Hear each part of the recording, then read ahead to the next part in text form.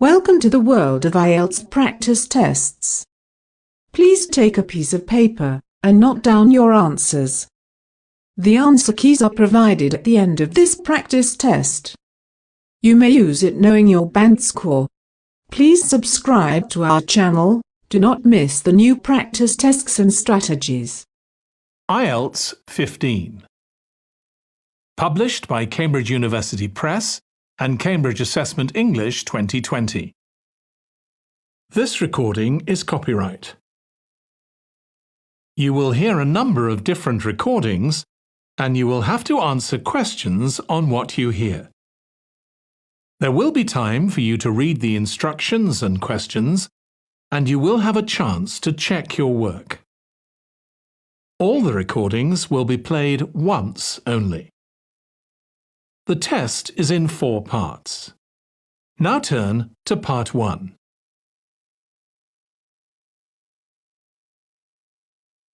Part 1. You will hear a woman calling a tourist information office to ask about a festival. First, you have some time to look at questions 1 to 4.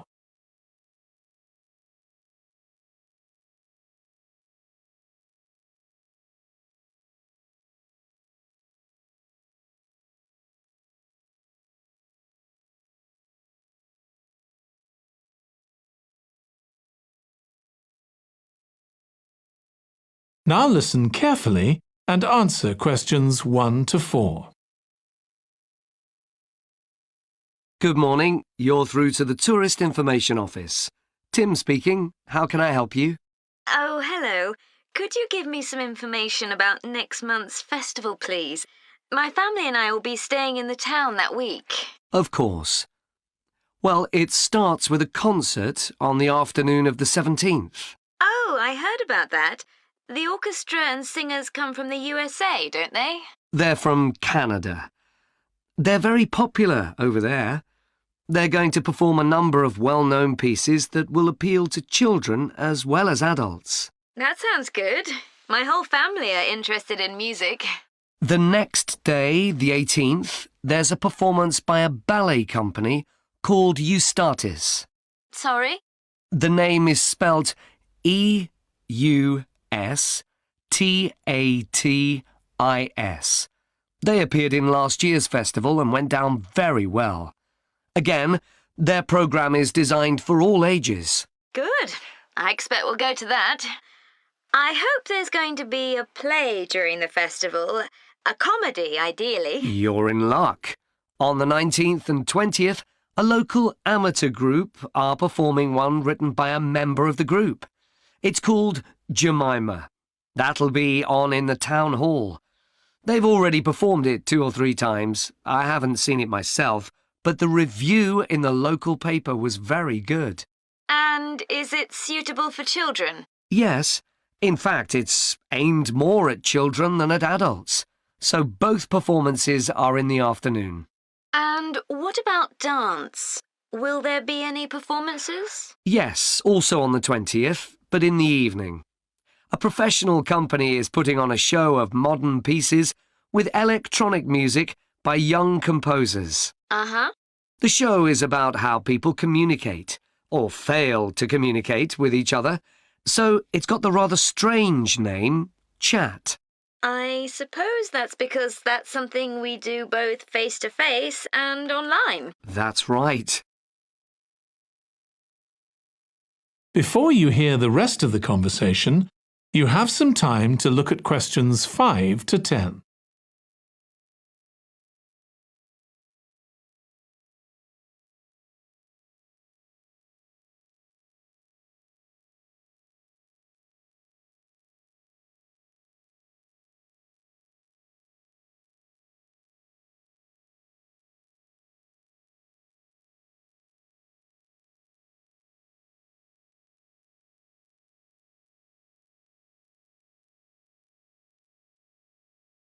Now listen and answer questions 5 to 10. Now, there are also some workshops and other activities. They'll all take place at least once every day, so everyone who wants to take part will have a chance. Good. We're particularly interested in cookery. You don't happen to have a cookery workshop, do you? We certainly do. It's going to focus on how to make food part of a healthy lifestyle. And it'll show that even sweet things like cakes can contain much less sugar than they usually do. That might be worth going to. We're trying to encourage our children to cook. Another workshop is just for children, and that's on creating posters to reflect the history of the town. The aim is to make children aware of how both the town and people's lives have changed over the centuries. The results will be exhibited in the community centre. Then, the other workshop is in toy making, and that's for adults only. Oh, why's that? Because it involves carpentry. Participants will be making toys out of wood, so there'll be a lot of sharp chisels and other tools around. It makes sense to keep children away from it. Exactly. Now, let me tell you about some of the outdoor activities. There'll be supervised wild swimming. Wild swimming? What's that? It just means swimming in natural waters, rather than a swimming pool. Oh, okay. In a lake, for instance. Yes. There's a beautiful one just outside the town, and that'll be the venue for the swimming. There'll be lifeguards on duty, so it's suitable for all ages. And finally, there'll be a walk in some nearby woods every day. The leader is an expert on insects. He'll show some that live in the woods and how important they are for the environment. So there are going to be all sorts of different things to do during the festival. There certainly are. If you'd like to read about how the preparations for the festival are going, the festival organizer is keeping a blog. Just search online for the festival website, and you'll find it. Well, thank you very much for all the information. You're welcome. Goodbye. Goodbye. That is the end of part 1. You now have 1 minute to check your answers to part 1.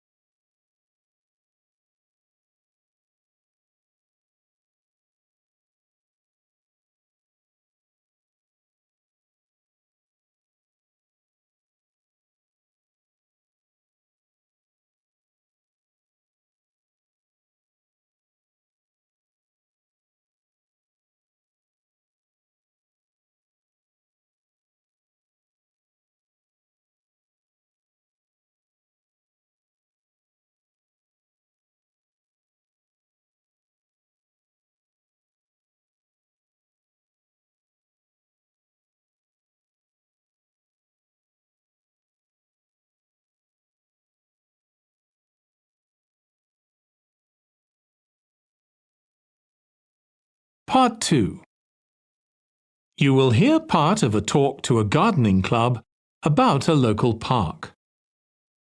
First, you have some time to look at questions 11 to 14.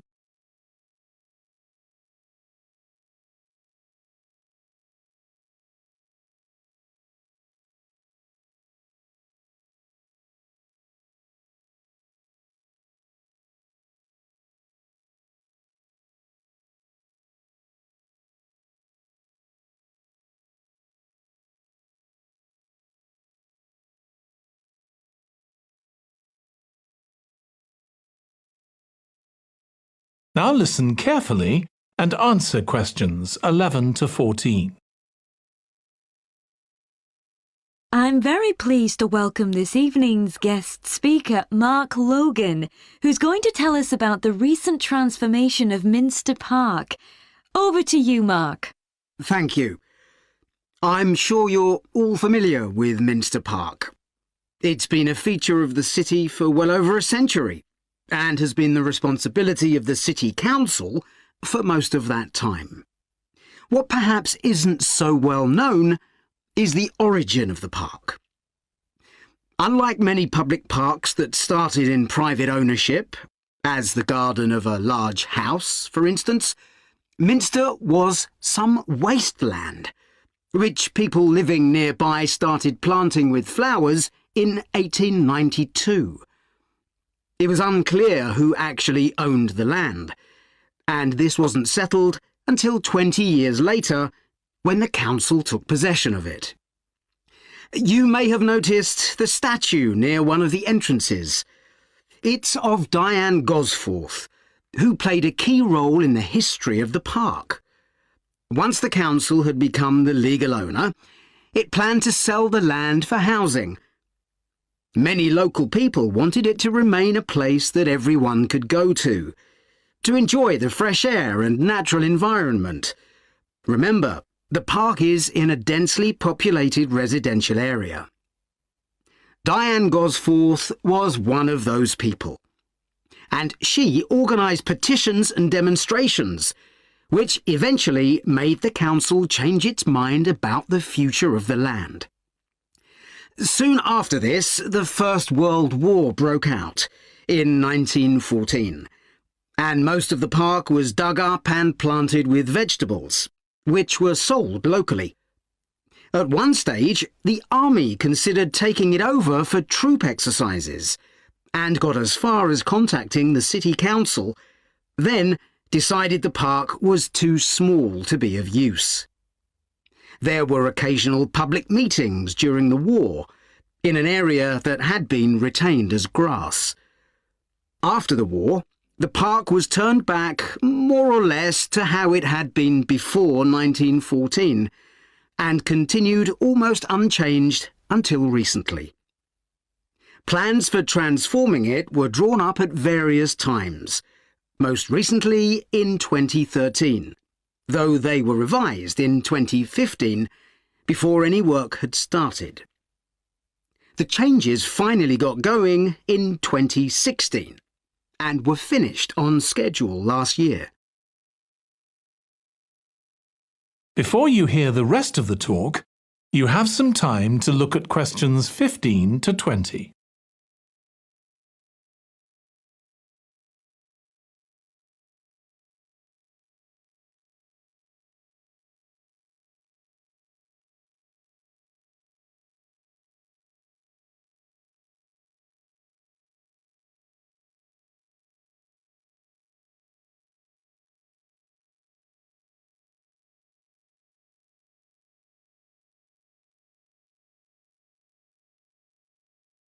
Now listen and answer questions 15 to 20. OK, let me tell you about some of the changes that have been made and some things that have been retained. If you look at this map, you'll see the familiar outline of the park, with the river forming the northern boundary, and a gate in each of the other three walls. The statue of Diane Gosforth has been moved. It used to be close to the south gate, but it's now immediately to the north of the lily pond, almost in the centre of the park, which makes it much more visible. There's a new area of wooden sculptures, which are on the riverbank, where the path from the east gate makes a sharp bend. There are two areas that are particularly intended for children. The playground has been enlarged and improved, and that's between the river and the path that leads from the pond to the river. Then there's a new maze, a circular series of paths separated by low hedges. That's near the west gate. You go north from there towards the river and then turn left to reach it. There have been tennis courts in the park for many years, and they've been doubled, from 4 to 8. They're still in the southwest corner of the park, where there's a right-angle bend in the path. Something else I'd like to mention is the new fitness area. This is right next to the lily pond on the same side as the west gate. Now, as you're all gardeners, I'm sure you'll like to hear about the plants that have been chosen for the park. That is the end of part 2. You now have 30 seconds to check your answers to Part 2.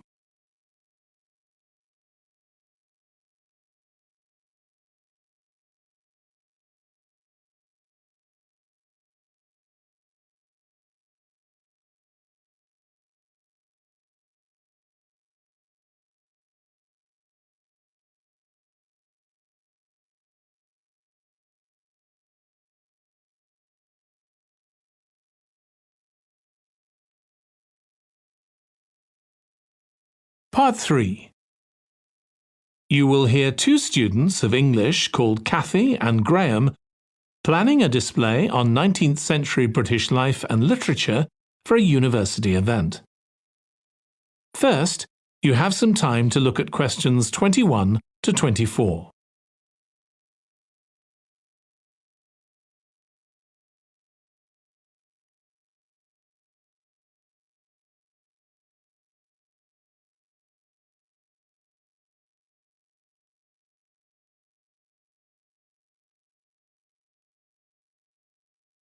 Now listen carefully and answer questions 21 to 24.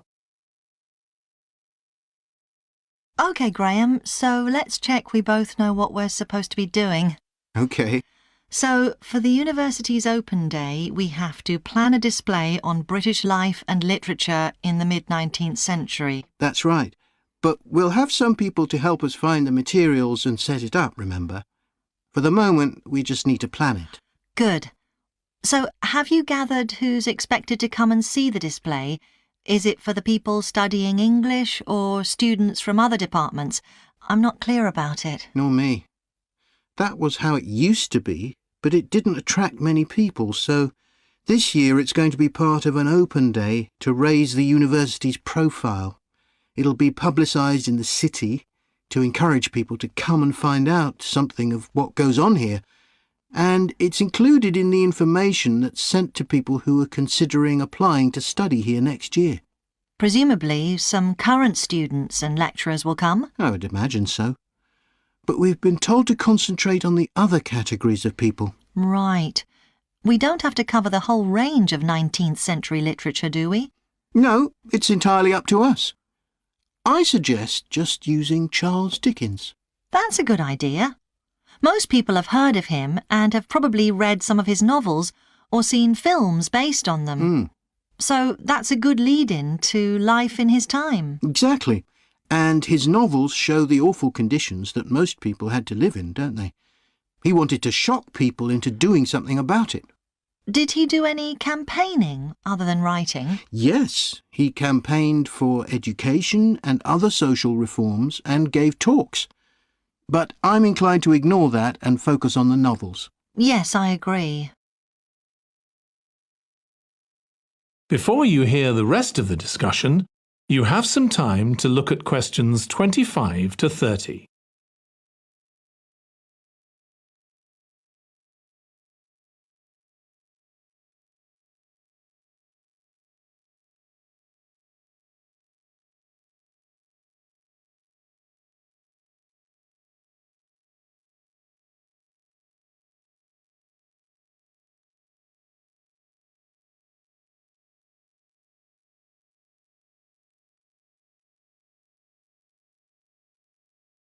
Now listen and answer questions 25 to 30.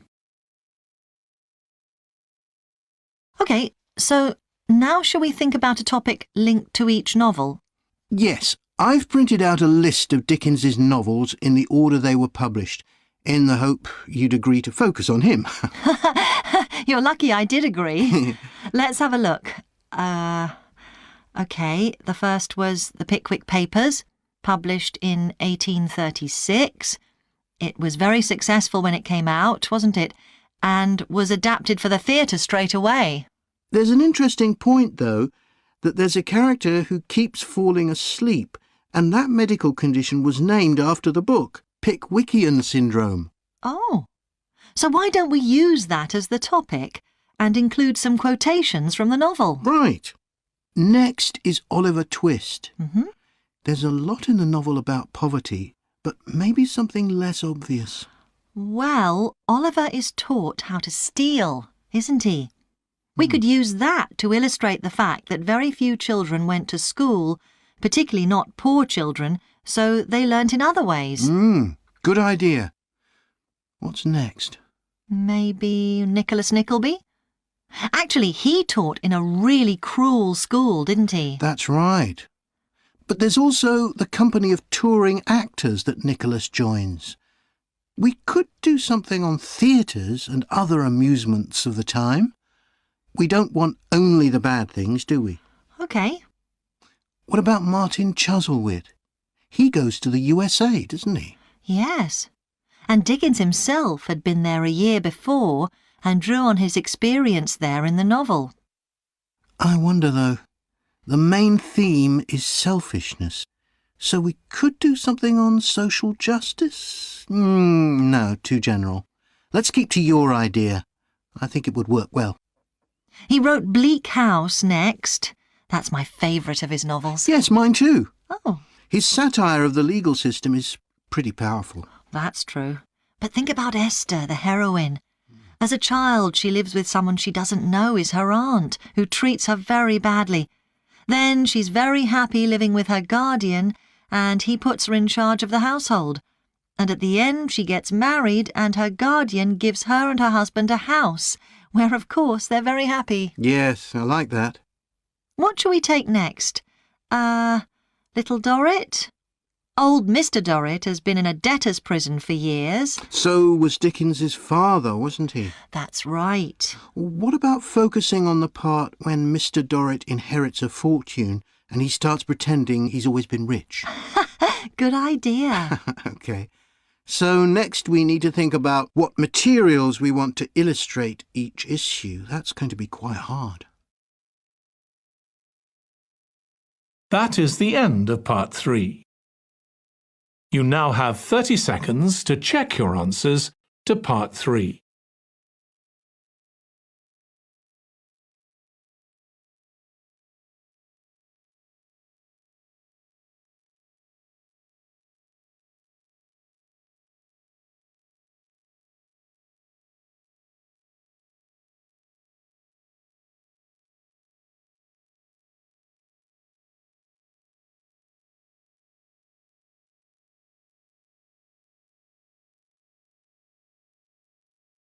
Part 4.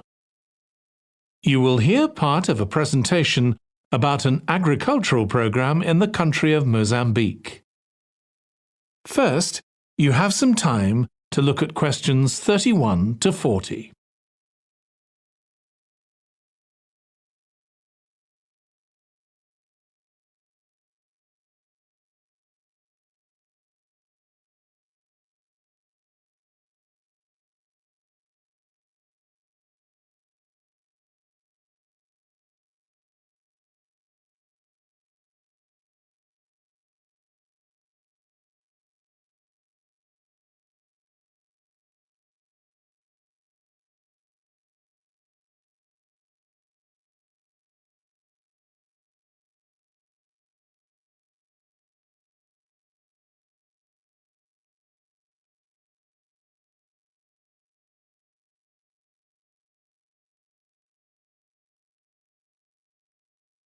Now listen carefully and answer questions 31 to 40.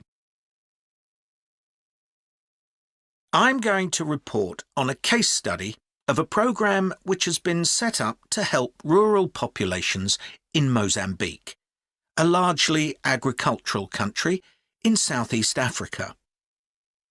The programme worked with 3 communities in Chikwalakwala district near the Limpopo River. This is a dry and arid region with unpredictable rainfall. Because of this, people in the area were unable to support themselves through agriculture, and instead they used the forest as a means of providing themselves with an income, mainly by selling charcoal. However, this was not a sustainable way of living in the long term, as they were rapidly using up this resource. To support agriculture in this dry region, the programme focused primarily on making use of existing water resources from the Limpopo River by setting up systems of irrigation, which would provide a dependable water supply for crops and animals. The programme worked closely with the district government in order to find the best way of implementing this. The region already had one farmers' association, and it was decided to set up 2 more of these. These associations planned and carried out activities including water management, livestock breeding and agriculture, and it was notable that in general women formed the majority of the workforce. It was decided that in order to keep the crops safe from animals, both wild and domestic, special areas should be fenced off where the crops could be grown. The community was responsible for creating these fences, but the programme provided the necessary wire for making them. Once the area had been fenced off, it could be cultivated. The land was dug so that vegetables and cereals appropriate to the climate could be grown, and the programme provided the necessary seeds for this.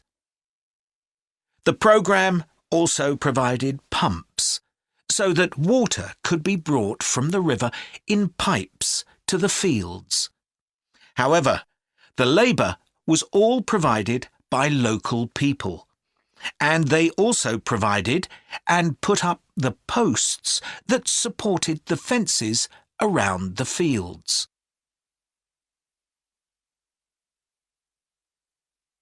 Once the programme had been set up, its development was monitored carefully.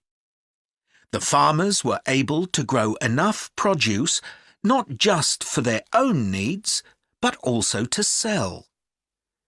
However, getting the produce to places where it could be marketed was sometimes a problem, as the farmers did not have access to transport, and this resulted in large amounts of produce, especially vegetables, being spoiled. This problem was discussed with the farmers' associations, and it was decided that in order to prevent food from being spoiled, the farmers needed to learn techniques for its preservation. There was also an additional initiative that had not been originally planned, but which became a central feature of the programme. This was when farmers started to dig holes for tanks in the fenced-off areas and to fill these with water and use them for breeding fish, an important source of protein. After a time, another suggestion was made by local people which hadn't been part of the programme's original proposal, but which was also adopted later on. They decided to try setting up colonies of bees, which would provide honey both for their own consumption and to sell. So, what lessons can be learned from this programme? First of all, it tells us that in dry, arid regions, if there is access to a reliable source of water, there is great potential for the development of agriculture. In Chiqualaquala, there was a marked improvement in agricultural production, which improved food security and benefited local people by providing them with both food and income. However, it's important to set realistic timelines for each phase of the programme, especially for its design, as mistakes made at this stage may be hard to correct later on. The programme demonstrates that sustainable development is possible in areas where there is... That is the end of Part 4. You now have 1 minute to check your answers to Part 4.